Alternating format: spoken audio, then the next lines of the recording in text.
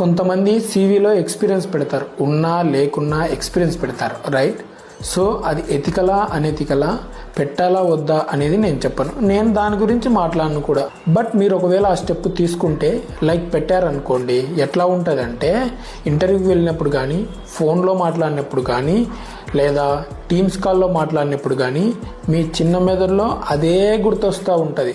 అరే interviewer find out చేస్తాడేమో నేను ఫేక్ పెట్టానని, లేదా నాది కరెక్ట్ ఎక్స్పీరియన్స్ కాదని ఇంటర్వ్యూర్ ఫైండ్ అవుట్ చేస్తాడేమో అని అదే గుర్తొస్తూ ఉంటుంది.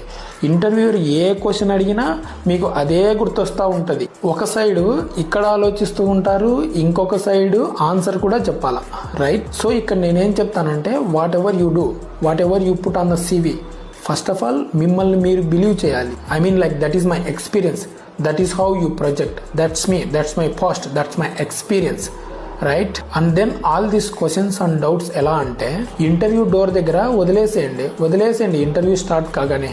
You just need to be with open mind. ఇలా ఆలోచించడం వల్ల మీకు ఏమీ రాదు. సో బేసిక్గా ఇక్కడ ఇంటర్వ్యూలలో అసలు ఎవ్వరు నువ్వు లేని ఎక్స్పీరియన్స్ పెట్టావు అని ఎవ్వరూ అనుకోరు.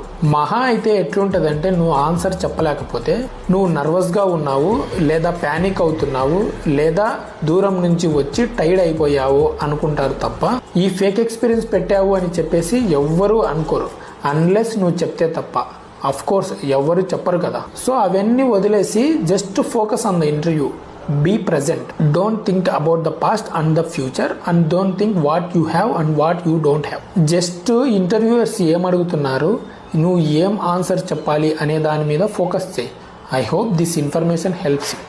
Thank you.